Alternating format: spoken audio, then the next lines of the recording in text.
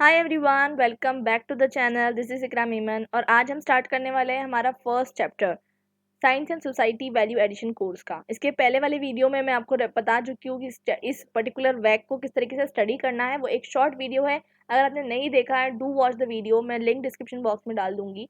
इसके अलावा जो है हम शुरुआत करते हैं आज फर्स्ट चैप्टर से, और फर्स्ट चैप्टर में हमारा फर्स्ट टॉपिक है फिलोसफी ऑफ साइंस। यहाँ पर आपको लिंक प्रोवाइडेड है, मैं आपको लिंक से पढ़ाऊंगी ताकि आपको जो है कॉन्सेप्ट क्लियर हो जाए। तो देखिए, इसमें हमारा कंसर्न ये रहेगा कि what is philosophy of science and should scientist care. तो देखिए, आपने साइंस सुना होगा और फिलोसफी के बारे में सुना होगा, लेकिन फिलोसफी ऑफ साइंस ये एक बहुत ज़्यादा डिस्टिंक्ट इश्यूज है, और दोनों को कंबाइन करना। क्योंकि देखिए, फिलोसफी आपने जब भी सुनी होगी आपके दिमाग में आइडिया आता होगा एब्स्ट्रैक्ट आइडियाज, ठीक है, metaphysical ideas, the ideas which can not be measured. और साइंस जब आप सुनते होगे तो साइंस आपके दिमाग में आता होगा कि ऐसे आइडियाज जिसको आप प्रूव कर सकते हो through experimentation, observation, rational ideas. लेकिन फिलोसफी ऑफ साइंस क्या है? ये एक न्यूली इमर्जिंग करियर ऑप्शन है। अब जहाँ पर इस ब्लॉग में लिखा हुआ है, जो इस बाय जेनेट डी स्टैमवर्डल द्वारा लिखा गया है, इसमें ये बताया गया है कि वो बोल रहे हैं कि 20 ईयर्स अगो उन्होंने जो है फिजिकल केमिस्ट जैसा अपना करियर छोड़कर वो फिलोसोफर साइंस बन गए। ठीक है, और लोग उनसे पूछते रहते थे कि फिलोसफी ऑफ साइंस है क्या, और क्या साइंटिस्ट को इसकी ज़रूरत भी है। तो हम वही चीज़ इस पर्टिकुलर वीडियो में समझने वाले हैं। तो देखिए, फिलोसोफर्स ऑफ साइंस एक ऐसी फील्ड है जिसमें आप जो है ये स्टडी करते हो कि जो साइंस है, साइंस किस तरीके से डिफरेंट है फ्रॉम अदर ह्यूमन एक्टिविटीज़। और आप ये भी स्टडी करते हो कि अगर आप साइंटिफिक एंगेजमेंट करते हो तो साइंटिफिक एंगेजमेंट का क्या रिलेशन है विद नॉन साइंस। देखिए, अक्सर क्या होता है कि जब आप जो है 10th क्लास में सब्जेक्ट चूज करते हो, आप साइंस चूज करते हो, आप नॉन साइंस चूज करते हो, आपको कहा जाता है आप नॉन साइंस स्टूडेंट हो। आप या तो साइंस स्टूडेंट हो सकते हो या तो आप नॉन साइंस स्टूडेंट हो सकते हो। लेकिन फिलॉसफी ऑफ साइंस एक ऐसी चीज़ है जो आपको साइंस और नॉन साइंस के बीच में एक लाइन बनाने में हेल्प करती है। जी हाँ। और इसके अलावा ये ऐसे भी लॉजिक ढूंढती है जिसमें साइंटिफिक क्लेम बोलती है कि साइंटिफिक क्लेम कर लेती है कोई भी चीज़ें, उसके बाद जो है उसको चैलेंज करने का काम जो है वो फिलॉसफी ऑफ साइंस करती है। देखिए, मैं आपको बताती हूँ कि फ़िलॉसफ़ी ऑफ साइंस का जो बैकग्राउंड है वो क्या है। आपको पता होगा कि बहुत सारी चीज़ें साइंस जो है ऐसी डिस्कवर कर चुकी है, जब हमें जो है हमारे दिमाग में बात आती है एथिक्स की, ठीक है? क्योंकि आप देखोगे आजकल जेनेटिकल म्यूटेशन शुरू हो गया है। आप देखोगे आजकल जो है किस तरीके से जेनेटिकल इंजीनियरिंग में इतनी ज़्यादा प्रोग्रेस हो गई है, बायोटेक्नोलॉजी में इतनी प्रोग्रेस हो चुकी है कि अब जो है एक ऐसा टाइम आ गया है that you can design your offspring, you can design the way your offspring will be. तो बेसिकली ये एक एथिक्स का क्वेश्चन आ जाता है, इसलिए हर कंट्री में जो है ऑलमोस्ट ये बैन है कि आप किसी का भी जो है स्पर्म खरीद नहीं सकते। इस तरीके की चीज़ें जो है बैन है। क्यों बैन है? बिकॉज एथिकल क्वेश्चन वहाँ पर आ जाता है। ठीक है, वरना अगर ऐसा ही होता तो बहुत इंटेलिजेंट लोगों के जो है चीज़ों को यूज़ करके उनके ऑफस्प्रिंग जो है प्रोडक्ट होते। ठीक है, और जो ऑफस्प्रिंग आते हैं वो भी जो है वही क्वालिटीज़ रखते हैं जो उनके पेरेंट्स नहीं, बल्कि उनके जो जिनसे उनके पास जीन्स आए हैं वो उनकी क्वालिटीज़ को रखते हैं। तो यहाँ पर जो है फिलोसफी ऑफ साइंस उसी के बारे में बात करती है कि फिलोसफी ऑफ साइंस कोई पर्टिकुलर सब्जेक्ट के बारे में नहीं बात करती, बल्कि पूरी साइंस के बारे में बात करती है। वो ये बात करती है कि साइंस किस तरीके से वर्ल्ड को अकाउंटेबल है। ठीक है, क्योंकि साइंस जो है मैंने आपको बताया, साइंस कैन बी, आपने बचपन से पढ़ते आ रहे होंगे, science can be destructive, science can be constructive. It depends on you कि आप साइंस को किस तरीके से यूज़ कर रहे हो। तो साइंस इंडिपेंडेंटली अगर आप यूज़ कर रहे हो, आप उसको कंस्ट्रक्टिवली यूज़ कर सकते हो, और आप जो है डिस्ट्रक्टिवली यूज़ कर सकते हो। तो फिलोसफी ऑफ साइंस वही बताती है कि आप जिस तरीके से साइंस को यूटिलाइज कर रहे हो, whether you are utilizing science in a good manner और in a bad manner.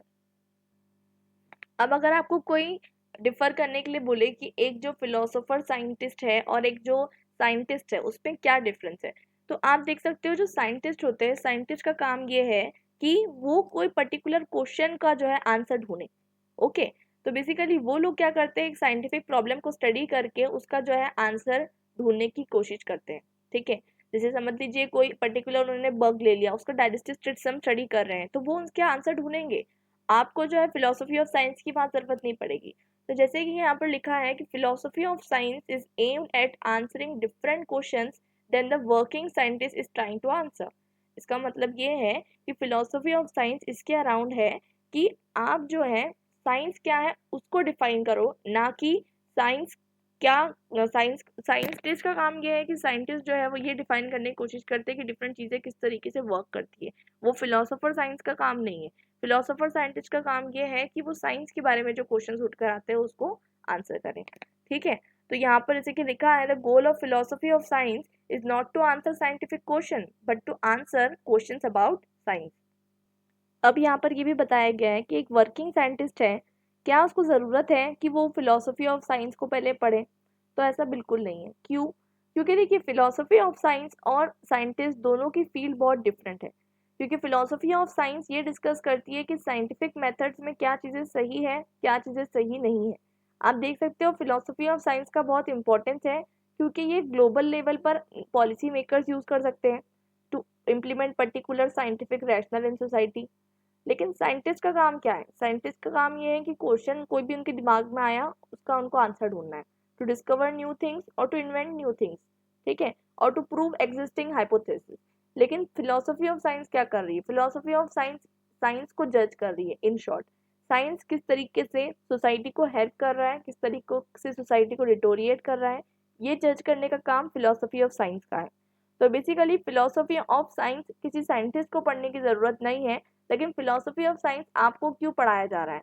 Philosophy of science आपको इसलिए पढ़ाया जा रहा है ताकि आपके अंदर एक रैशनल डेवलप हो, कि आप समझ सको कि साइंटिफिक रिवॉल्यूशन के साथ साथ आपकी लाइफ में क्या पॉजिटिव और क्या नेगेटिव इम्पैक्ट पड़ सकते हैं, ताकि आप जो है साइंटिफिक रिवॉल्यूशन और इन्वेंशंस को फिलोसफिकली देखकर सही और गलत में कैटेगराइज कर सको।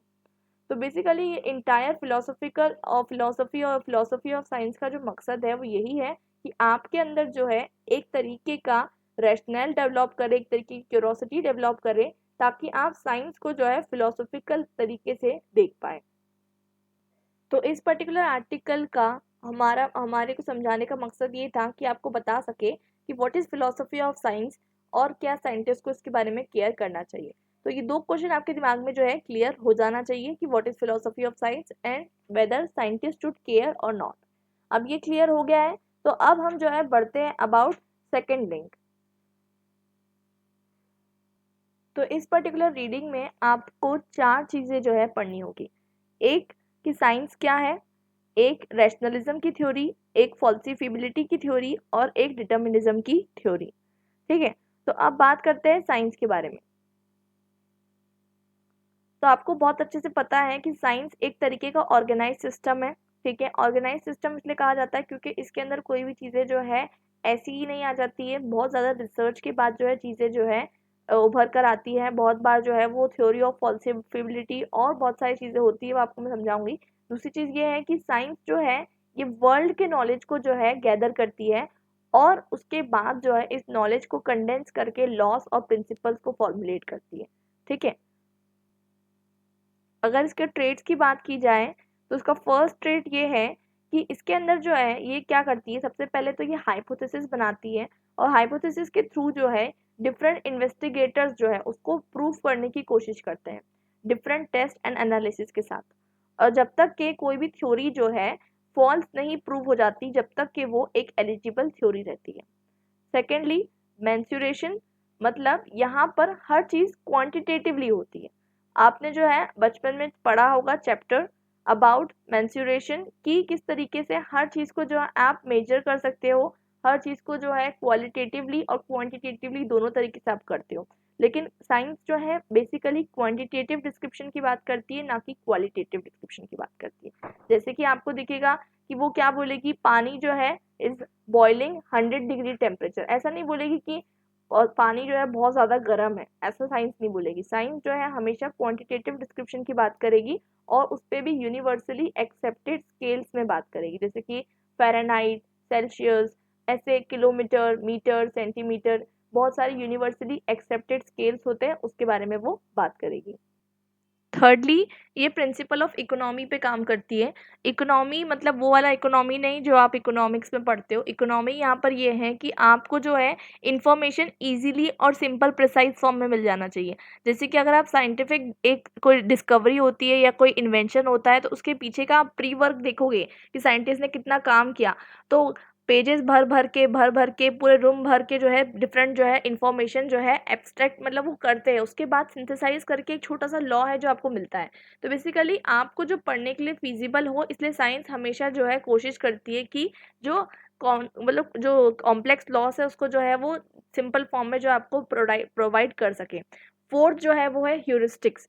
ह्यूरिस्टिक्स क्या होता है? तो ह्यूरिस्टिक जैसे कि आपको इस सब्जेक्ट को पढ़ाने का माध्यम और इस सब्जेक्ट को आपको पढ़ाने का मकसद ये है कि आपके अंदर जो है नई तरीके की डिस्कवरीज के लिए आपको जो है कहीं ना कहीं मोटिवेट किया जाए। मतलब साइंस का कोई ऐसा आपकी कोई ऐसा अक्सर मिथ होती है, वो हम पढ़ेंगे मिथ्स एंड फैक्ट्स वाले पार्ट में, कि साइंस का एक पर्टिकुलर साइंटिफिक मेथड होता है। ऐसा नहीं होता है।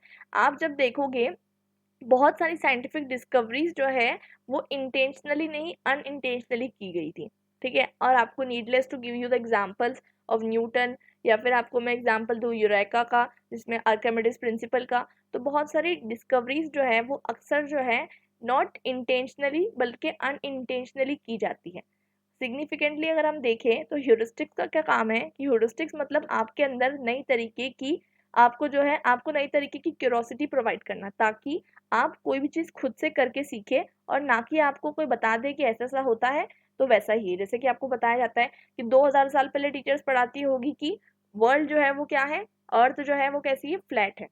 तो अब स्टूडेंट्स जैसे कि एरिस्टो sorry for miss pronunciation, it is Eratosthenes. तो बेसिकली जैसे कि आप पढ़ोगे अभी दूसरे प्रैक्टिकल में कि अर्थ को राउंड किस तरीके से प्रूव किया गया थ्रू साइंटिफिक एक्सपेरिमेंट, जो कि आप भी कर सकते हो ये प्रूव करने के लिए कि अर्थ राउंड किस तरीके से है। आप इसको प्रूव कर सकते हो खुद से, वो मैं आपको आगे बताऊंगी किस तरीके से। तो बेसिकली अगर आपको कोई भी चीज़ कोई सिखा रहा है तो जब तक आप खुद करके नहीं देखोगे, जब तक आपके अंदर वो प्रैक्टिकल रैशनल डेवलप नहीं होगा, जब तक कि साइंस को पढ़ने का फ़ायदा नहीं है। तो इसलिए कहीं न कहीं ये 4 जो है ट्रेट्स है, कैरेक्टरिस्टिक्स है ऑफ साइंस। तो 4 चीज़ें मैंने आपको बता दी, इसका जो है आप वापस देख सकते हो अगर आपके नहीं समझ में आई तो। तो ये 4 चीज़ें आपको क्यों पढ़ाई जा रही है? साइंस, रैशनलिज़्म, फॉल्सिफिएबिलिटी एंड डिटर्मिनिज़्म, क्योंकि ये चारों इंटरलिंक्ड है। कैसे हम समझते हैं? तो साइंस जो होती है वो बेस्ड होती है ऑन द फिलॉसफी ऑफ रैशनलिज़्म। रैशनलिज़्म देखिए कोई भी चीज़ के आगे ISM आता है तो वो एक तरीके की आइडियोलॉजी होती है। वो फेमिनिज़्म हो गया, वो जो है लिबरलिज़्म हो गया। तो रैशनलिज़्म एक तरीके की आइडियोलॉजी है। ठीक है? तो ये आइडियोलॉजी है इसलिए हम इसे फिलॉसफी कह रहे हैं। फिलॉसफी ऑफ रैशनलिज़्म पे बेस्ड होती है साइंस। अब रैशनलिज्म क्या होता है वो भी हम समझते हैं। तो रैशनलिज्म एक ऐसा तरीका होता है जिसके अंदर आप हर एक सोर्स ऑफ नॉलेज को जो है कंपेयर करते हो on the basis of reason. मतलब यहाँ पर रीजन बहुत ज़्यादा ज़रूरी होता है। हर एक चीज़ जो है रीजन, अगर किसी चीज़ का रीजन है तो वो एग्जिस्ट करती है, अगर उसका रीजन नहीं है तो वो एग्जिस्ट नहीं करती। इसलिए जो साइंस है वो रैशनलिज्म पे बेस्ड है। अगर किसी चीज़ का रीजन फाइंड आउट कर पाए तो वो एग्जिस्ट करती है, अगर नहीं कर पाए तो मतलब वो चीज़ एग्जिस्ट नहीं करती। ये प्रिंसिपल है रैशनलिज्म का। तो रैशनलिज्म का मेन चीज़ ये मानना है कि रैशनलिज्म जो है वो मानती है कि रियलिटी भी खुद में एक रैशनल स्ट्रक्चर है। देखिए, और यहाँ तक ये बताती है कि हर चीज़ में आपको ट्रुथ दिखेगा, सच्चाई दिखेगी, आप जो है हर चीज़ की सच्चाई को डिस्कवर कर सकते हो। जैसे कि आप देखते हो लॉजिक और मैथमेटिक्स, तो आपको पता है कि 2+2 4 ही होगा, 2+2 5 नहीं होगा। तो हर एक चीज़ बहुत सारी, जैसे कि मैथमेटिक्स, तो मैथमेटिक्स अपने आप में जो है एक तरीके का जो है आप कह सकते हो कि it is based on rationalism. ठीक है, लेकिन रैशनलिज्म का रैशनलिज्म का जो कॉन्सेप्ट है ये सिर्फ और सिर्फ लॉजिक और मैथमेटिक्स तक नहीं है, ये एथिक्स और मेटाफिजिक्स तक के हैं। ठीक है, तो एथिक्स में रैशनलिज्म किस पे बिलीव करती है? नेचुरल लाइट पे बिलीव करती है, वो एक अलग कॉन्सेप्ट है, उस पर हमको नहीं जाना है। और थियोलॉजी में वो किस पे बिलीव करती है? सुपर नेचुरल रिविलेशन को रीजन के साथ जो है वो रिप्लेस करती है। तो मतलब डिफरेंट बातें हैं कि रैशनलिज्म जो है कहीं ना कहीं आप देखोगे कि रैशनलिज्म जो है वो किसी भी चीज़ के ऊपर रीजन के ऊपर जो है एम्फोसाइज करती है। रीजन जो है वो प्राइमरी होता है इन टर्म्स ऑफ रैशनलिज्म। और एक और बात यहाँ पर इम्पोर्टेंट ये है कि रैशनलिज्म जो है वो डिडक्टिव मेथड को सुपीरियरिटी देती है। अभी हम आगे चल के पढ़ने वाले इंडक्टिव मेथड, डिडक्टिव मेथड, बहुत सारे हम मेथड्स पढ़ेंगे साइंटिफिक फील्ड में। अभी हम देखते हैं कि रैशनलिज्म जो है वो डिडक्टिव मेथड को हमेशा जो है सुपीरियरिटी देती है। डिडक्टिव मेथड मतलब क्या होती है, आपको पता होगा, आप लॉजिकल रीजनिंग अगर आपने की है तो जैसे कि आप बोलते होंगे कि all boys wear red dress, ठीक है, रेड ड्रेस पहनते हैं, ठीक है, और उसके बाद all girls wear green dress, ठीक है, and if you see a green dress which मतलब कि किसने पहना होगा, तो ऑफ कोर्स सी बात है, आप बोलोगे कि इट विल बी वोर बाय गर्ल्स। तो मतलब कुछ तरीके की आपको चीजें दी गई है, फिर आप उसको डिडक्ट करते हो, इसको आप कहते हो लॉजिकल रीजनिंग। तो रीजनिंग में जो है रैशनलिज्म का बहुत इंपॉर्टेंस है। तो रैशनलिज्म का मानना ये है कि हर चीज़ जो है, ह्यूमन जो है, माइंड जो है डिडक्टिव रीजनिंग करके हर चीज़ डिस्कवर कर सकता है। और ये चीज़ जो है अपोज्ड है to the टेबुला Rasa theory. टेबुला Rasa theory क्या होती है बताती हूँ मैं आपको। देखिए, टेबुला रासा थ्योरी मतलब होती है blank tablet.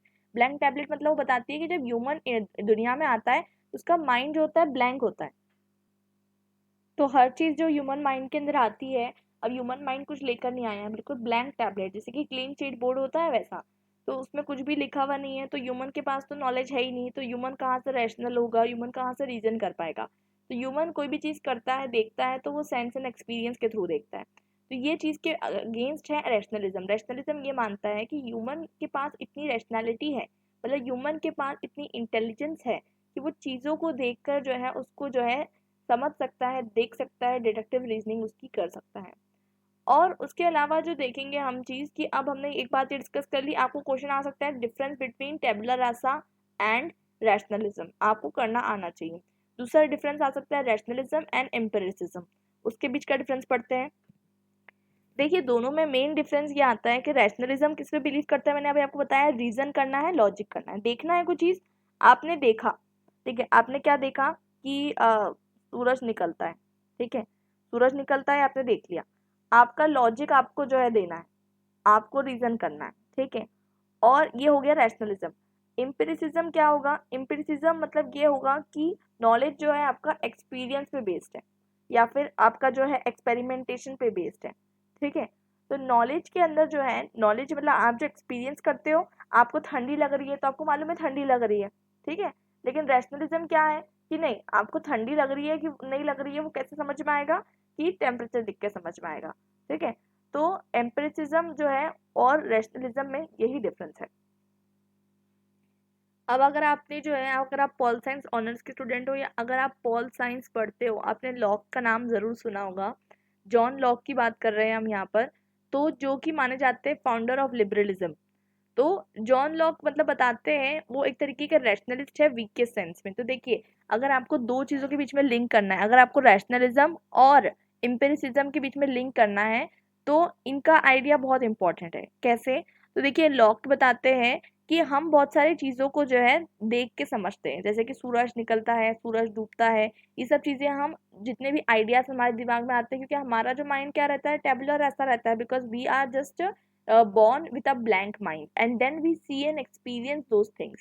But when we see and experience those things, इसका मतलब ये नहीं होता है कि आप उसको एज इट इज मान दो, बिकॉज सी, अगर आप जो है, अभी जैसे मैंने आपको बताया, आप अर्थ पे वॉक करते हो, कभी ऐसा नहीं होता कि आप गिर गए, कि अर्थ जो है राउंड है तो आप नीचे टपक गए, ऐसा नहीं होता। अर्थ पे आप चलते जाते हो, चलते जाते हो, सीधे सीधे चलते जाते हो, आपको लगेगा कि अर्थ तो फिर फ्लैट है।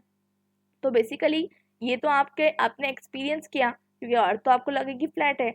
लेकिन अब आपको किस पे डिपेंड होना पड़ेगा, रीजन पे डिपेंड होना पड़ेगा, रैशनलिज्म पे डिपेंड होना पड़ेगा। तो इसलिए लोग बताते हैं कि आइडियाज जो होते हैं ह्यूमन माइंड में, वो एक्सपीरियंस से आएंगे, और फिर आपको जो है रीजन को यूज करना पड़ेगा, और रीजन को यूज करके जो है आप नॉलेज को डिस्कवर कर सकते हो। I hope it's clear. उसके बाद हम बात करते हैं कि डिफरेंट रैशनलिस्ट फिलोसोफर्स का डिफरेंट मानना है। तो यहाँ पर हमको बहुत सारे फिलोसोफर देखने को मिलते हैं जो रैशनलिस्ट हैं, और वो मानते हैं कि नॉलेज जो है वो कहाँ से आती है, एक्सपीरियंस से नहीं आती है, वो फंडामेंटल एलिमेंट्री कॉन्सेप्ट को डिडक्टिव करके आती है। मैंने अभी आपको समझाया था कि किस तरीके से डिडक्टिव रीजनिंग की जाती है, और इसमें बहुत सारे आपको अलग अलग फिलोसोफर्स का नाम मिल जाएगा, जैसे कि गॉटफ्राइड विल्हेम, उसके अलावा रैंड डेस्कार्ट्स एंड क्रिस्टियन वॉन वॉफ, ठीक है। तो यहाँ पर ये सब चीज़ें जो है डिस्कार्ट्स फंडामेंटल प्रिंसिपल पे बेस्ड है कि नॉलेज क्लियर होना चाहिए।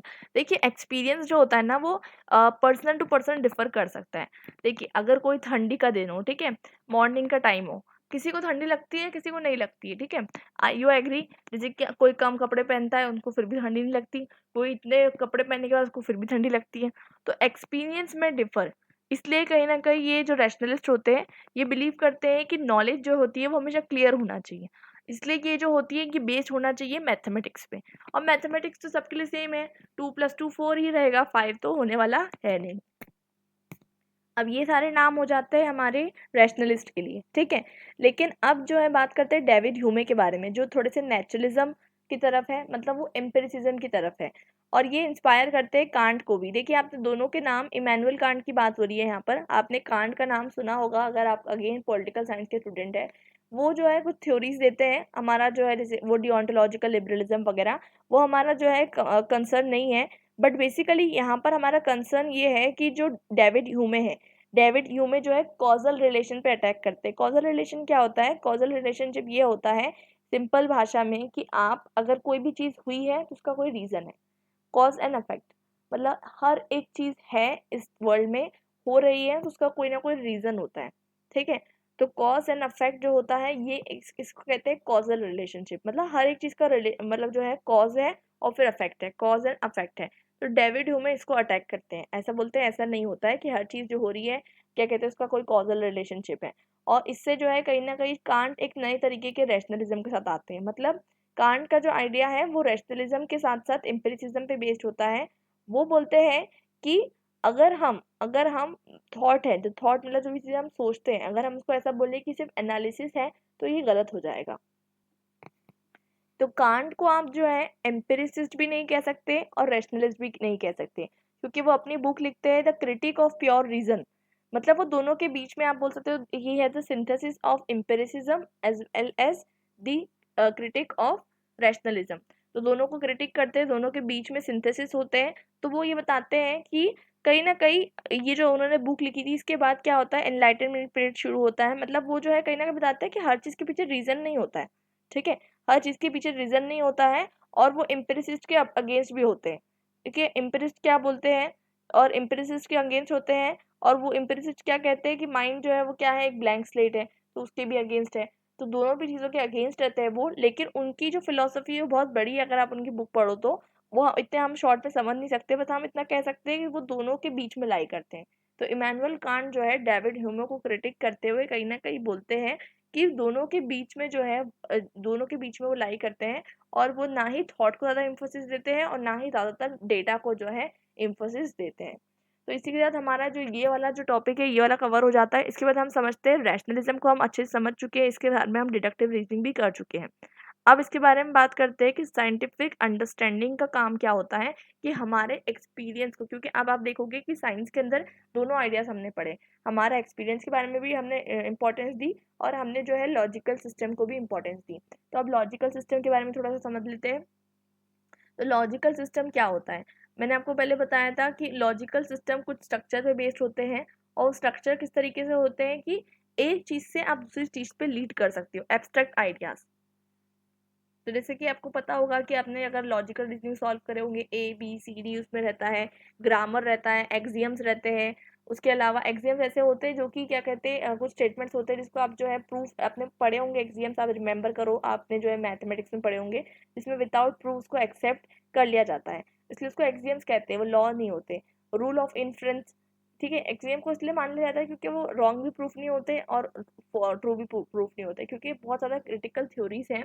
आप पढ़ने जाओगे तो बहुत ज़्यादा डिटेल है, बहुत ज़्यादा डीप वर्क है इसमें, कि कुछ थ्योरीज ऐसी होती है ना कि आप उसको प्रूफ भी नहीं कर सकते और आप उसको डिनाई भी नहीं कर सकते, तो बीच में रह जाती है, तो इसलिए उसको हम एक्सियम्स कहते हैं। रूल्स ऑफ इन्फ्रेंस, तो बहुत सारी चीज़ें जो है इसमें, मतलब पर्टिकुलरली ये जो पूरा का पूरा जो लॉजिकल सिस्टम है ये पूरी के तरीके से फॉर्मल सिस्टम पे बेस्ड है, ठीक है। और ये फॉर्मल सिस्टम किस तरीके से काम करता है, ये मैथमेटिक्स को यूज़ करके काम करता है। अब चलते हैं हमारे वापस बैकवर्ड एरिया में। अब हमने यहाँ पर जो है देख लिया साइंस क्या है, ऑर्डर है, एक्सप्लेनेशन है, रैशनल मेथड्स है और लॉजिक है। तो लॉजिक भी आएगा, एक्सप्लेनेशन भी आएगा, रैशनल मेथड्स भी आएगा। तो यहाँ पर एक डायग्राम बना हुआ है, आप देखिए, एक माइंड जो है ह्यूमन माइंड, उसका एक्सपीरियंस अलग है, दूसरे ह्यूमन माइंड का एक्सपीरियंस अलग है। दोनों को जोड़ क्या रहा है, दोनों को जोड़ क्या रहा है, लॉजिकल सिस्टम जोड़ रहा है। तो ये बहुत इंपॉर्टेंट चीज़ है क्योंकि अगर आप बात करें कि अगर आपका एक्सपीरियंस अलग है, दूसरे का एक्सपीरियंस अलग है, तो फिर तो आप कुछ प्रूफ ही नहीं कर पाओगे। तो आपको लॉजिक की ज़रूरत है वहाँ पर। तो वो लॉजिक वो काम करता है, लेकिन एक्सपीरियंस को भी एम्फेसिस देना जो है ज़रूरी है। अब आप साइंस की अगर हिस्ट्री देखते हैं तो साइंस देखिए कब से यही काम करते आ रहा है। बल्ब का इन्वेंशन, ठीक है, लाइट का इन्वेंशन, टेलीफोन का इन्वेंशन, राइट ब्रदर्स द्वारा एरोप्लेन का इन्वेंशन, मून पर जाना, मार्स पर जाना, डिस्कवरी ऑफ वाटर, ये सब क्यों साइंस करते रहता है, क्या ज़रूरत है? बेसिकली साइंस इसलिए ये सब चीज़ें करते रहता है क्योंकि ये जानने की कोशिश करता है, प्रॉब्लम सॉल्व करने की कोशिश करता है, आंसर्स ढूंढने की कोशिश करता है। जैसे कि क्या हम फ्लाई कर सकते हैं, क्या हम इनविजिबल हो सकते हैं, क्या हम उड़ सकते हैं हवा में? तो बहुत सारे अलग अलग आंसर्स जो है वो ढूंढने की कोशिश करता है, कुछ बेसिक, कुछ एडवांस, कुछ बीमारियों के सॉल्यूशन, कुछ बीमारियों के इलाज, और बहुत सारी चीज़ें। तो ऐसे अलग अलग क्वेश्चन लोगों के दिमाग में उठकर आते हैं, तो वो चीज़ को जो है वो कहीं ना कहीं जो है, जैसे कि न्यूटन, आप देखोगे एप्पल क्यों गिरा, व्हाई डज एप्पल फॉल, उसका आंसर ढूंढिए। तो अलग अलग चीज़ें जो है उसका आंसर ढूंढने के लिए लगे होते हैं साइंटिस्ट। तो साइंटिस्ट का काम क्या होता है कि आंसर ढूंढना। क्यों आंसर ढूंढते हैं? क्योंकि उनको लगता है कि हम यूनिवर्स को समझने की कोशिश कर रहे हैं। Their aim is to understand the universe. तो अगर आपको कोई पूछे कि साइंटिस्ट का काम क्या होता है, तो साइंटिस्ट का काम होता है प्रॉब्लम सॉल्विंग करना, ठीक है। और क्योंकि आप देखोगे कि साइंस जो है प्रॉब्लम की जड़ भी है और प्रॉब्लम का सॉल्यूशन भी है, तो साइंस बहुत सारी चीज़ें आपके लिए कॉम्प्लिकेट भी कर देता है, बहुत सारी चीज़ें आपके लिए आसान भी कर देता है। तो वही काम है साइंस का। और साइंटिस्ट का काम क्या है? प्रॉब्लम सॉल्व करना। उसको लगता है कि वो चीज़ें जो है यूनिवर्स को समझ सकता है। और साइंस इसलिए बनाई गई है क्योंकि साइंस को लगता है कि साइंस जो है चीज़ों को समझ सकती है। साइंस इस समझती है कि जो सोसाइटी है, सोसाइटी का मतलब यहाँ पर मैं बोलना चाहती हूँ, जो यूनिवर्स है वो रैशनल है। रैशनल है मतलब नेचुरल है। वर्ल्ड इस तरीके से कनेक्टेड है कि वर्ल्ड जो है हमें समझने की ज़रूरत है, मतलब वर्ल्ड जो है हमें बहुत सारी चीज़ें बोल रहा है, हमें बस सुनने की ज़रूरत है। और उसके अलावा कुछ ऐसे भी होते हैं, कुछ ऐसे भी साइंस ये भी एक्सेप्ट करता है। अक्सर लोग क्या होते हैं, एथिस्ट बन जाते हैं, बोलते हैं कि science is everything. Science believe करता है there is no God, there is no God. पहली बात तो साइंस ऐसा बिलीव ही नहीं करता that there is no God. अभी रिसेंट रिसर्चेस में देखते हैं तो साइंस बिलीव करने लग गया है दैट देयर इज गॉड। अब देखिए मैं आपको बताती हूँ कैसे। क्यों? क्योंकि वो बताता है हर, अगर साइंस अगर कॉजल इफेक्ट पे बेस है, कॉजल इफेक्ट पे बेस है, अभी हम आगे वाले चैप्टर में पढ़ेंगे, तो हर एक चीज़ का कॉज होता है। और साइंस जो है, साइंस में भी कुछ ऐसी चीज़ें हैं जो, क्योंकि साइंस में जो साइंटिस्ट बन रहे हैं वो कौन है? ह्यूमन ही है ना। तो ह्यूमन बन रहे हैं तो कुछ चीज़ें ऐसी भी हैं जो ह्यूमन रीजनिंग से भी बियॉन्ड है। तो बहुत सारी चीज़ें साइंस समझ नहीं पाया है और उसका एक्सप्लेनेशन भी नहीं दे पाया है। इसलिए वो बताता है कि साइंस जितना हम समझ सकते हैं उतना वो समझने की कोशिश करता है, और जो चीज़ें ह्यूमन रीजनिंग के बियॉन्ड है वो अभी भी साइंस में बहुत सारी मिस्ट्रीज है। और आपको नीडलेस टू से आपने बहुत सारी मिस्ट्रीज पढ़ी होगी ऐसी। आप बर्मुदा ट्रायंगल देख लीजिए, आप ब्लैक होल देख लीजिए, आप देख लीजिए कि अब जो है फॉर्मेशन ऑफ अर्थ देख लीजिए, फॉर्मेशन ऑफ ओशन देख लीजिए, why earth have water, other planets do not have water. बहुत सारे ऐसे क्वेश्चन है जो साइंस सोच नहीं पा रहा है, साइंस का उसका आंसर नहीं ढूंढ पा रहा है।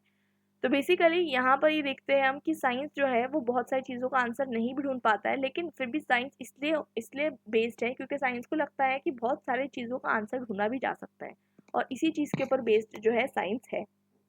तो जैसे कि आपको बताया गया है यहाँ पर एक डायग्राम के थ्रू कि ये जो रेड आपको प्रोस्पेक्ट दिख रहा है, ये रेड जो है ये नोन साइंस बताया जा रहा है, और जो ये ब्लैक स्पॉट्स दिख रहा है ये अननोन साइंस है। तो अक्सर क्या होता है कि जब आप कोई थीसिस डिस्कवर कर रहे हो और कोई थ्योरी पे वर्क कर रहे हो, एक ऐसे पॉइंट पे पहुंच जाते हो जब उसकी फर्दर रीजनिंग नहीं की जा सकती, होता ही है। तो वो जो आप पॉइंट पे पहुंच जाते हो ब्लैक स्पॉट पे, जो अननोन साइंस है और जिसको आप समझ नहीं पाते हो। और बाकी का जितनी भी साइंस है वो सब जो है आपकी नोन साइंस है, जिसको आप समझ सकते हो, जिसकी रीजनिंग कर सकते हो, जिसके आप रैशनैलिटी के ऊपर बात कर सकते हो। अब साइंस को क्या कहा जाता है? साइंस को कहा जाता है एक dialogue between mankind and nature. तो ये बहुत इंपॉर्टेंट चीज़ है क्योंकि इंसान नेचर से बात करता है, ये साइंस का जो है साइंस का मीडियम है। मतलब साइंस जो है कहीं ना कहीं नेचर के थ्रू, नेचर में बहुत सारी चीज़ें ऐसी है जो आपको जो है वो बोलने की कोशिश करता है, और उसको सुनने का माध्यम है साइंस। तो साइंस जो है कोई परफेक्ट इंस्ट्रूमेंट ऑफ नॉलेज नहीं है। अक्सर लोग इसको परफेक्ट मान लेते हैं, लेकिन ऐसा है नहीं। लेकिन इसके अलावा भले ही परफेक्ट ना हो, क्योंकि नथिंग इज परफेक्ट, लेकिन कोई भी नॉलेज सिस्टम आप देखोगे परफेक्ट नहीं होता। एक टाइम के बाद कोई आइडियोलॉजी आती है, उसको फिर आप जो है रिजेक्ट करते हो, नई आइडियोलॉजी को बनाते हो, उसका क्रिटिसिज्म करते हो, ये चीज़ें चलती आती है। बट साइंस जो है वो भी परफेक्ट नहीं है, लेकिन फिर भी कोई अदर फिलोसफीज के अलावा जो है ये कुछ कॉन्क्रीट रिजल्ट देता है। जैसे कि आपको पता है कि अगर आप दो केमिकल्स मिलाओगे उसका कंपाउंड क्या बनेगा, आप कॉन्क्रीट रिजल्ट दे देते हो कि इसको आप इसके साथ मिलाओगे तो यही प्रोडक्ट बनने वाला है, ठीक है। तो ये चीज आपको जो है ये पर्टिकुलरली साइंस देता है, ना कि दूसरा कोई और डिसिप्लिन। इसलिए कहीं ना कहीं साइंस को आप कहते हो ना कि साइंस जो है आपको जो है रैशनैलिटी की बात करता है। दूसरी चीजें भी है जैसे कि सोशल साइंस, पॉलिटिकल साइंस, ठीक है। बाकी सारे सब्जेक्ट्स के अंदर भी कुछ बातें कॉन्क्रीट होती है, लेकिन not as much as science. तो दूसरी चीज ये है कि साइंस को कैंडल इन द डार्क माना जाता है, मतलब अंधेरे में रोशनी माना जाता है, ताकि ये जो इरेशनल बिलीफ्स है और सुपरस्टिशंस है उसको जो है खत्म कर सके। अब देखिए सुपरस्टिशन आपको पता होगा, आपको इतना एक्सप्लेन करने की जरूरत नहीं है, फिर भी एक बार शॉर्ट में मैं आपको बता देती हूँ। सुपरस्टिशन एक बिलीफ होता है या फिर हाफ बिलीफ भी होता है कि आप जो एक चीज करोगे उससे आपको जो है कोई और चीज मिलेगी और उसमें कोई रैशनल बेसिस नहीं होता है। और यहाँ पर जो है डिफरेंट तरीके के जो है आपको चीजें दी गई है, जिसके अंदर आपको जो है बताया जाता है कि किस तरीके से लोग जो है डिफरेंट सुपरस्टिशन पे मानते हैं। तो यहाँ पर आपको बताया जा रहा है कि क्रिश्चियन और हिंदू में बहुत सारी ऐसी प्रैक्टिसेस है जो सुपरस्टिशियस है। तो क्रिश्चियन में ऐसा माना जाता है कि अगर कोई ट्रबल में है और वो बाइबल को ओपन करे और उसमें कोई भी जो टेक्स्ट उसको दिख जाए वो पढ़ ले, तो उससे जो है क्या कहते हैं उसकी प्रॉब्लम सॉल्व हो जाएगी, ठीक है। और दूसरी चीज ये है कि अलग अलग लोगों के लिए अलग अलग सुपरस्टिशंस होते हैं। जैसे कि रोमन कैथोलिक्स जो थे उसके सुपरस्टिशंस अलग थे, प्रोटेस्टेंट्स जो निकल कर आए उनके सुपरस्टिशंस अलग थे। वो लोग जो है रोमन कैथोलिक्स जो है वो किस पे बिलीव करते थे, जैसे कि इमेजेस पे, सेंट्स पे, उस पे विश्वास करने लग गए थे, और प्रोटेस्टेंट्स इसके खिलाफ थे।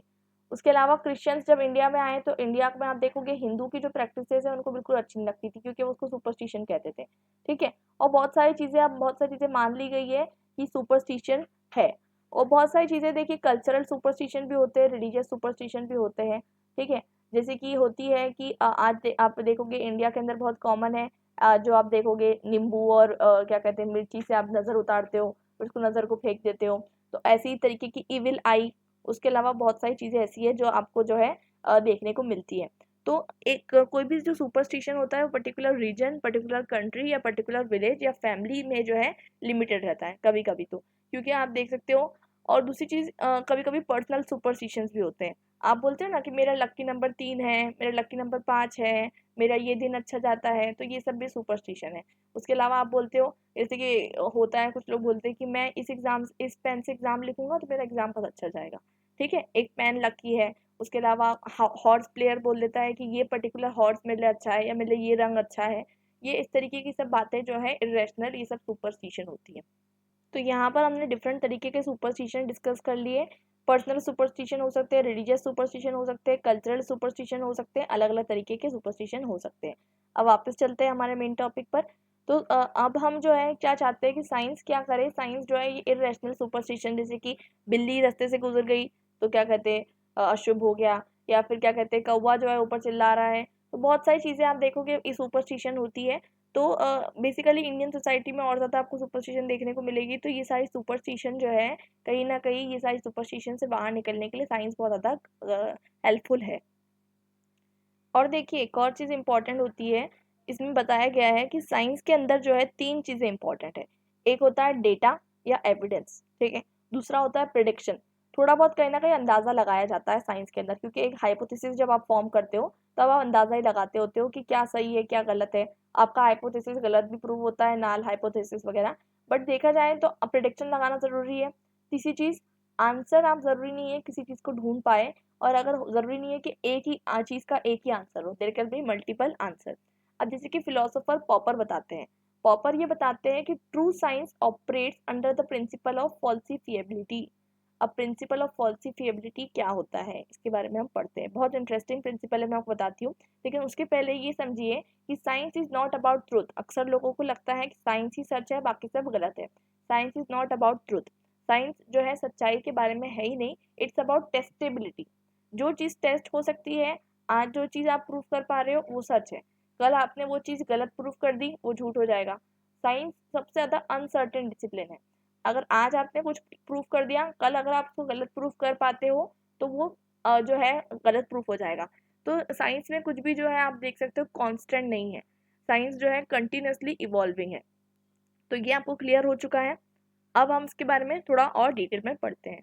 अब देखिए, आपको कोई भी पूछ सकता है कि साइंस जो है आर्ट से किस तरीके से डिफरेंट है। तो आर्ट से साइंस किस तरीके से डिफरेंट है वो यहाँ पर बताया गया है कि दोनों के अगर आपको ऐसा लगता होगा कि साइंस के अंदर जो है इमेजिनेशन नहीं है, क्रिएटिविटी नहीं है, लेकिन ऐसा नहीं है। साइंस और आर्ट दोनों में जो है इमेजिनेशन भी है और क्रिएटिविटी भी है। लेकिन आर्ट जो होता है ना, आर्ट की कोई लिमिट नहीं होती, आर्ट फ्री है, अनकंस्ट्रेंट है। आर्ट में अगर आप कोई पोम लिखते हो, आप कोई स्टोरी लिखते हो, आप बताते हो कि मैं जो है आसमान में उड़ रहा हूँ, तो वो चल जाएगा, ठीक है। लेकिन साइंस में आप ये नहीं लिख सकते। तो आर्ट जो है वो फ्री है, अनकंस्ट्रेंड है, लेकिन साइंस जो है वो हमेशा एक्सपेरिमेंटेशन और ऑब्जर्वेशन के साथ चलता है, ठीक है। तो साइंस जो है बेसिकली टेस्टेड होता है और नेचर के अकॉर्डिंग चलना चाहिए। और आर्ट जो है, आर्ट को कोई मतलब नहीं है। आर्ट जो होता है वो क्या होता है, फ्री होता है, फियरलेस होता है, वो कहीं पर भी घूम सकता है, उसके कोई लिमिट्स नहीं होती। Art do not have any limits. Science को डिफाइन करने जाओगे आप, तो साइंस आप बोल सकते हो सिस्टम ऑफ नॉलेज है जो कि कंसर्न है विद द फिजिकल वर्ल्ड और उसके फिनोमिना से, और अनबायस्ड ऑब्जर्वेशन करती है, ठीक है। अगर आपको कोई चीज़ दिख रही है, आप उसका अनबायस्ड ऑब्जर्वेशन करोगे, ऐसा नहीं कि उसको आप जो है बायस कर दोगे किसी भी पर्टिकुलर रिलीजियन, कास्ट, कुछ भी आप उसमें नहीं ला सकते। साइंस के अंदर आपको सिर्फ अनबायस्ड ऑब्जर्वेशन करने होते हैं, ठीक है। और दूसरी चीज़ ये होती है साइंस के अंदर जो होता है pursuit of knowledge covering general truth और the operation of fundamental laws of nation. मतलब क्या होता है कि साइंस के अंदर जो होते हैं जनरल ट्रूथ के बारे में कुछ बात होती है। मतलब देखिए, साइंस के अंदर कुछ लॉस मान लिए जाते हैं, वो लॉस जो होते हैं यूनिवर्सल मान लिए जाते हैं। जैसे कि आपको पता होगा न्यूटन लॉस, तो Newton first law, second law, third law, तो वो चीज़ जो है यूनिवर्सल मान ली जाती है। और फिर एक लॉ जब यूनिवर्सल मान लिया जाता है तो उसको यूज़ करके दूसरा सिस्टम ऑफ नॉलेज को भी अनकवर करा जाता है, ठीक है। हर बार जो है बैक टू बेसिक, स्क्रैच से नहीं चालू करते। एक साइंटिस्ट को डिस्कवर करके गया, नेक्स्ट साइंटिस्ट उसको बेसिस बनाकर नया कुछ डिस्कवर करता है। अगर वही हर इंसान डिस्कवर करने के लिए बैठ जाएगा तो फिर साइंस जो है आगे ही नहीं बढ़ेगी। तो उस चीज़ को जो है बेसिस मान लिया जाता है और फिर उसको जो है क्या कहते हैं आगे जो है प्रूफ किया जाता है। और देखिए, इसमें ये बताया गया है, अक्सर ऐसा कहा जाता है ना कि साइंस जो होती है इल्यूमिनेट कर रही है। साइंस जो है कहीं ना कहीं लोगों को रैशनैलिटी की तरफ ले जा रही है या फिर एनलाइटनमेंट की तरफ ले जा रही है। तो साइंस अपने आप में कुछ भी नहीं करती है ह्यूमन को। साइंस का जो यूज़ होता है, मैंने आपको पहले भी बताया था कि साइंस बोलो, आप विज्ञान बोलो, साइंस का कंस्ट्रक्टिव और डिस्ट्रक्टिव यूज़ ही जो है डिपेंड करता है कि ह्यूमन जो है वो डिस्ट्रक्ट होगा या कंस्ट्रक्ट होगा। तो साइंस अपने आप में सिर्फ थ्योरीज देती है, फैक्ट्स देती है, लॉस देती है।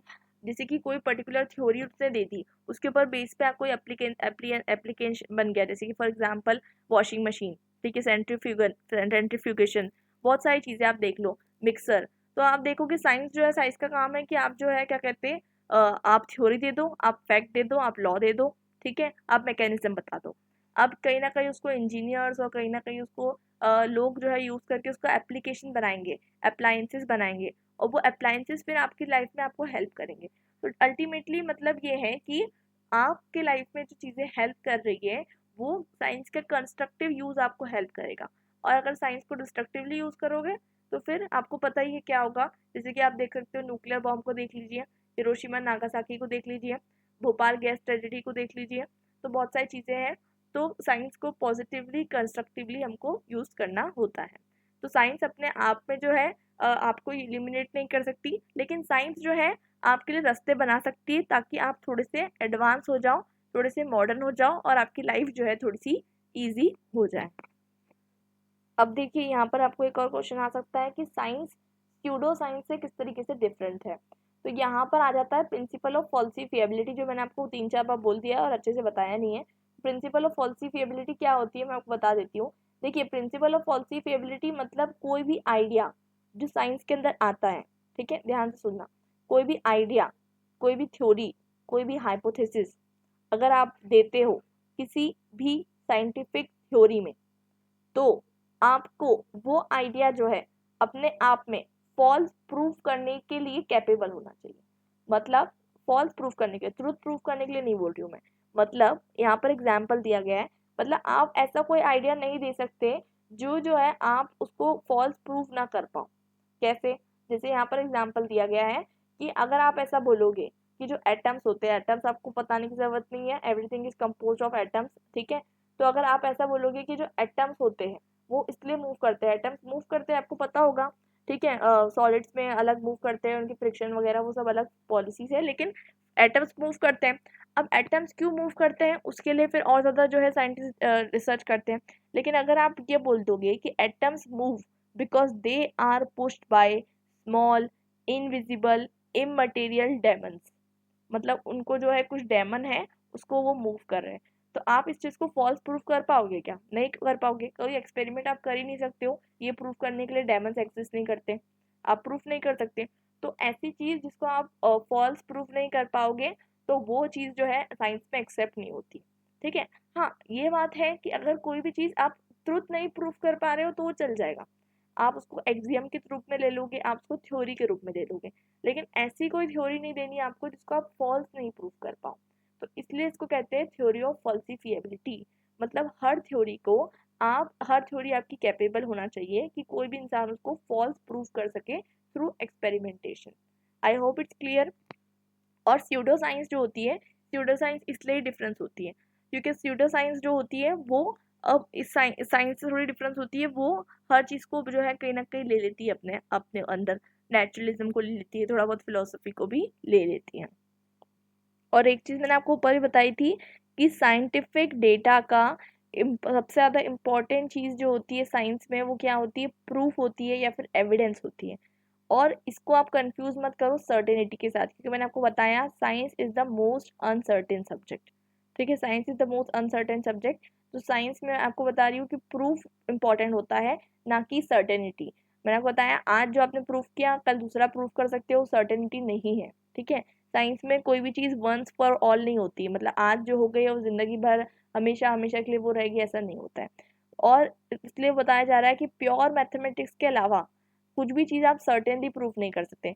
और उसमें भी आप बहुत सारी चीज़ें देखोगे ना, मैथमेटिक्स के अंदर भी तो आप देखोगे कि बहुत सारी चीज़ें जो है आप अभी जब पढ़ोगे, अगर आप मैथमेटिक्स पढ़ा होगा तो आप उसमें देखोगे कि कई कई पर जो है आपको कुछ ऐसी चीज़ें देखने को मिलेगी जो कॉन्ट्रेडिकेटरी है। ठीक है, तो वो भी बहुत इंटरेस्टिंग है। तो बेसिकली मैथमेटिक्स की बात करा जाए तो मैथमेटिक्स के अंदर आप कुछ चीज़ें जो है प्रूफ कर सकते हो, जैसे मैंने आपको बताया 2+2 4, लेकिन उसके अलावा और बाकी सारी चीज़ें ज़रूरी नहीं है कि आप हर चीज़ को सर्टेनली मान लो। तो वैसे ही साइंस अनसर्टेन है, लेकिन साइंस को जो है हमेशा प्रूफ की रिक्वायरमेंट होती है। साथ ही साइंस जो होती है वो बेस होती है on the system of logic. Logic मैं आपको ऊपर समझा चुकी हूँ, लॉजिकल रीजनिंग समझा चुकी हूँ। यहाँ पर साइंटिफिक मेथड का आपको एक डायग्राम दिया हुआ है, आई होप आप देख पा रहे हो। देखिए साइंटिफिक मेथड में क्या होता है कि कोई फिनोमिना हो रहा है, ठीक है, आप फिनोमिना को ऑब्जर्व करते हो, मतलब एक तरीके का जनरल मेथड दिया हुआ है, ऐसा नहीं है कि यही यही कंपलसरी। मैंने आपको कहता है साइंटिफिक मेथड जो होती है वो कोई कंपलसरी नहीं होती कि वैसा ही होना है। साइंटिफिक मेथड सिर्फ इन जनरल कैरेक्टराइज कर दी जाती है, आपको फॉलो करना है तो करो वरना नहीं करो। तो साइंस से साइंटिफिक जो मेथड है उसमें क्या बताया जा रहा है यहाँ पर फ्लो चार्ट से आपको, कि देखिए पहले आपने फिनोमिना कोई चीज़ देखी, आपने देखा सूरज उगता है, ठीक है, फिर आपने उसको ऑब्जर्व किया, पहली चीज़। दूसरा चीज़ ये होगी कि आप उसको रिकॉर्ड करोगे, ठीक है, रिकॉर्ड करोगे, आप लिख लोगे जो भी करना है। उसके बाद दो तरीके हैं, या तो आप उसको सिंथेसाइज करो, अगर आपको उसका कॉज पता है तो फिर आप उसको कॉज और अफेक्ट रिलेशनशिप में लेकर जाओ, नहीं पता है तो आप उसका एनालिसिस करो, कोई पिछली थ्योरी दी गई है उससे रिलेटेड तो आप उसके बारे में पढ़ो। अगर आपको पिछली थ्योरी से रिलेटेड भी नहीं दिख रहा है तो फिर आप क्या कर सकते हो, हाइपोथेसिस कर सकते हो, अंदाज़ा लगा सकते हो। फिर अगर आपका हाइपोथेसिस जो है कोई अच्छी थ्योरी बन गई, फिर वो धीरे धीरे दूसरे साइंटिस्ट क्या करेंगे, उसको सिंप्लीफाई करेंगे और फिर उसको समझने की कोशिश करेंगे। अगर आपका हाइपोथेसिस नहीं काम किया तो फिर वापस स्टेप 1 पे, मतलब दूसरा साइंटिस्ट आएगा, फिर वो फिनोमिना देखेगा, फिर ऑब्जर्व करेगा, तो ये चीज़ चलते आएगी, तो ये चीज़ की कोई एंड नहीं है। तो ये क्लियर है। इसके बाद हम डिस्कस करते हैं कि साइंटिफिक मेथड्स और क्या होती है।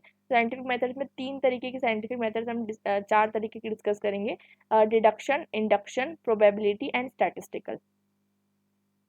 तो अब समझने की कोशिश करते हैं। देखिए जो अरिस्टोटले थे, अरिस्टोटले आपको बहुत अच्छे से पता है कौन थे। अरिस्टोटले का मानना था कि हम जो है साइंटिफिक नॉलेज को समझने के लिए हम कुछ ट्रुथ को जो है लॉजिकल रीजनिंग करके हम समझते हैं, ठीक है। तो अब ये ट्रुथ कहाँ से आए, तो ये ट्रुथ नेचर से आते हैं। अब सच जो मतलब सच मतलब आप कैसे देख सकते हो, सूरज उगता है ये एक सच है, आप इसको वो नहीं कर सकते, डिनाई नहीं कर सकते, फॉल्सिफाई नहीं कर सकते, this is truth, this is natural truth. अब आप इसको क्या कर सकते हो, सिर्फ लॉजिकल रीजनिंग कर सकते हो, ठीक है। रात में क्या कहते हैं चांद आ जाता है, दिन में सूरज आ जाता है, ये भी सच है। तारे आ जाते हैं, ये भी सच है। तो हर चीज़ सच है, उसको क्या कहते हैं, आप बस क्या कर सकते हो, उससे लॉजिकल रीजनिंग कर सकते हो। मतलब अरिस्टोटल ये बताना चाहते हैं कि हम उसको इंड्यूस कर सकते हैं, हम उनमें से जो है इंडक्शन की प्रोसेस कर सकते हैं, तो वो इंडक्शन की प्रोसेस की बात करते हैं। तो अब इंडक्शन जो है 2000 सालों से हम इंडक्शन प्रोसेस का यूज़ कर रहे थे। अब इंडक्शन प्रोसेस क्या होती है वो मैं आपको डिटेल में समझाऊंगी।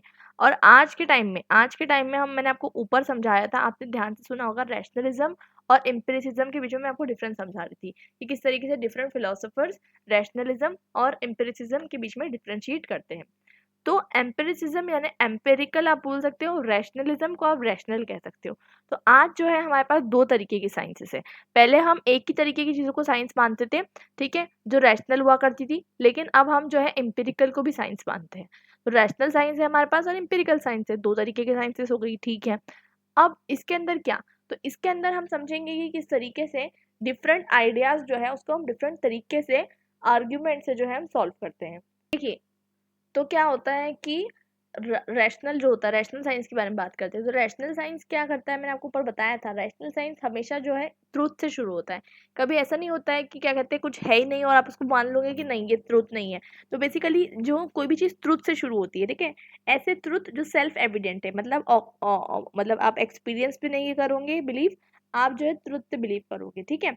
तो आप जो कॉजल रिलेशनशिप मैंने आपको बताया था, मतलब आप जो है एक्सपीरियंस पे डिपेंडेंट नहीं हो, एक्सपेरिमेंटेशन पे डिपेंडेंट नहीं हो, ठीक है, आप फीलिंग्स पे डिपेंडेंट नहीं हो, और आप किस पे बिलीव हो, आइडियाज पे बिलीव करते हो। तो रैशनल साइंस किस पे बिलीव करता है, अबाउट आइडियाज, और एम्पिरिकल साइंस बिलीव करता है अबाउट एक्सपीरियंसेस। और इसी के अंदर फिर हम देखते हैं कि रैशनल साइंस जो है वो ट्रुथ से शुरू होता है और फिर उसके आर्ग्यूमेंट देता है, और फिर उसके बाद आर्ग्यूमेंट देते देते देते देते एक फाइनल ट्रुथ पे पहुंचता है। जैसे कि मैंने आपको बताया कि सूरज क्यों निकलता है, ये एक तरीके का आपने क्या कहते हैं, सूरज निकलता है, ठीक है, ये एक लॉजिकल आर्ग्यूमेंट हो गया, एक ट्रुथ हो गया। अब आपने इसके डिफरेंट लॉजिकल आर्ग्यूमेंट्स दिए। आपने दिया कि सूरज इसलिए निकलता है क्योंकि सूरज हम देखते हैं किस तरीके से अर्थ जो है रिवॉल्व कर रही है सन के अराउंड, और इससे हमको ऐसा प्रतीत होता है कि सूरज निकल रहा है। ये फाइनल ट्रूथ हम कंसिडर कर चुके हैं, नॉट सर्टेन, लेकिन आज भी सर्टेन नहीं है, लेकिन उसके बावजूद हम इसको फाइनल ट्रूथ मान चुके हैं, क्योंकि मेरा कहता है साइंस इज नॉट सर्टेन, तो हम इसको फाइनल ट्रूथ मान चुके हैं। हो सकता है बाद में जाके हमको कुछ और पता चले। तो अभी ये जो हमने प्रोसेस अपनाई, हमने बहुत सारे अलग अलग लॉजिकल आर्ग्यूमेंट्स लोग देते थे, फिर उसको फाइनली जब सोलार सिस्टम वगैरह हम देखते हैं, उसके बाद ये सारे आर्ग्यूमेंट्स फेल हो जाते हैं, और उसके बाद फिर हम देखते हैं कि कहीं ना कहीं जो अर्थ अर्थ है ना, मतलब हमको लगता था कि जो अर्थ है वो क्या कहते हैं, अर्थ वहीं पर रहती है और सन जो है क्या कहते हैं इधर उधर घूमते रहता है, लगता था ना। लेकिन अब हम क्या बोलते थे कि नहीं, सन तो स्टेशनरी है, अर्थ घूमते रहती है। और अब हम क्या बोल रहे हैं, अब कुछ नया ही सिस्टम आ रहा है, अब ऐसा बोला जा रहा है कि सन भी स्टेशनरी नहीं है, वो भी एक तरीके से यूनिवर्स का पार्ट है, वो भी चलते जा रहा है, अर्थ भी चलते जा रही है। तो ऐसे अलग अलग कॉन्सेप्ट निकल कर आते हैं। तो बेसिकली इस प्रोसेस को हम कहते हैं डिडक्शन, ठीक है, मतलब आपने डिफरेंट डिफरेंट लॉजिकल आर्ग्यूमेंट्स लिए, उसको डिड्यूस कर दिया, डिड्यूस बोल रही हूँ, रिड्यूस कर दिया, उसको हम कहते हैं डिडक्शन। ये प्रोसेस समझ में आ गई। तो रैशनल साइंस क्या यूज करती है, रैशनल साइंस डिडक्शन यूज करती है। अब बात करते हैं एम्पिरिकल साइंस के बारे में। तो एम्पिरिकल साइंस क्या करती है, एक हाइपोथेसिस से शुरुआत करती है, मतलब एक ऐसी चीज जो हमें मालूम नहीं है कि सच है या नहीं है, एक टेंटेटिव ट्रुथ, मतलब हो सकता है सच हो सकता है नहीं हो। और फिर वो ऑब्जर्वेशन करती है, क्योंकि मैंने आपको बताया था एम्पिरिकल साइंस जो है वो ना ऑब्जर्वेशन पे, एक्सपेरिमेंटेशन पे और एक्सपीरियंस पे बिलीव करती है। रैशनल साइंस एक्सपीरियंस पे बिलीव नहीं करती, वो फैक्ट्स एंड फिगर्स पे बिलीव करती है, और वो जो है क्या कहते हैं कहीं ना कहीं स्टैंडर्ड मेजर्स पे बिलीव करती है। तो एम्पिरिकल साइंस क्या करती है, एम्पिरिकल साइंस एक हाइपोथेसिस लेगी, फिर मल्टीपल ऑब्जर्वेशन करेगी, ठीक है, ऑब्जर्वेशन करेगी, और उसके बाद जो है वो फिर एक कंक्लूजन निकालेगी about the truth of original hypothesis. इसे हम इंडक्शन कहते हैं। मतलब अब जैसे कि आप ध्यान से देखोगे, अगर आप रोज जो है, आपको बताती हूँ, अगर आप रोज जो है सन की पोजीशन देखोगे इन अ पर्टिकुलरली स्काई में, ठीक है, तो बताती हूँ मैं एक सेकंड आपको। तो आप रोज स्काई में जो है सन की पोजीशन देखोगे, ये समझ लीजिए हॉराइजन है, ठीक है, हॉराइजन आपको पता होना चाहिए। तो देखिए यहाँ पर जो है आपका सन, आप सोचते हो, ये समझ लीजिए ईस्ट, आप ये ईस्ट डायरेक्शन है, क्योंकि 3D प्लेट नहीं है तो मैं आपको 3D प्लेट में ऑफकोर्स ड्रॉ करके नहीं बता सकती, लेकिन ये समझ लीजिए कि ईस्ट डायरेक्शन है, ठीक है, ये समझ लीजिए ईस्ट डायरेक्शन है। कौन सा डायरेक्शन, ये वाला ईस्ट डायरेक्शन है, ठीक है।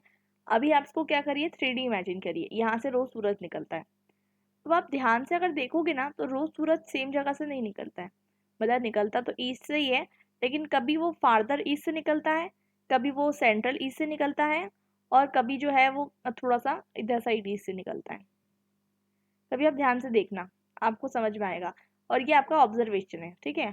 तो आप ये चीज़ ऑब्जर्व करोगे क्यों ऐसा होता है, आपको पता होना चाहिए, क्योंकि अर्थ की जो एक्सिस होती है वो थोड़ी सी टिल्टेड होती है, ठीक है।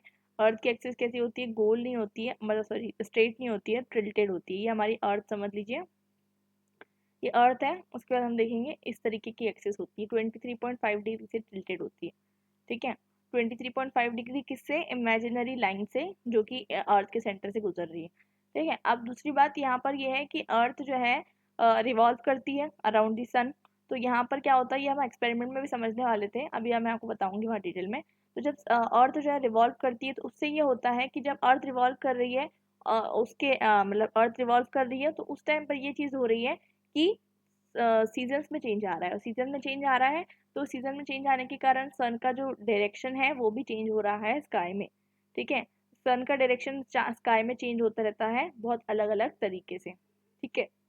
तो ये अगर आप समझ लीजिए कि 5 अलग अलग जो है आपने लिए हैं, तो 5 अलग अलग टाइम में जो है सन का डायरेक्शन कुछ इस तरीके से रहेगा। मैं ये जो लाइंस ड्रॉ कर रही हूँ, ये 3D इमेजिन आप कीजिए, ठीक है। ये 2D लाइंस मत इमेजिन कीजिए, वरना आपको समझ में नहीं आएगा। मैं आपको आगे चल के ये जो टॉपिक है, ये मैं आपको डायग्राम के थ्रू समझाऊंगी। अब बात करते हैं साइंटिफिक आर्ग्यूमेंट्स की। तो यूजुअली जो है, मैंने आपको बताया है, जो रैशनल मेथड बताया है कि एम्पिरिकल साइंस बताई। तो यूजुअली क्या होता है ना कि प्योर मेथड कौन सी होती है, डिडक्शन होती है। प्योर मेथड क्या होती है, डिडक्शन होती है।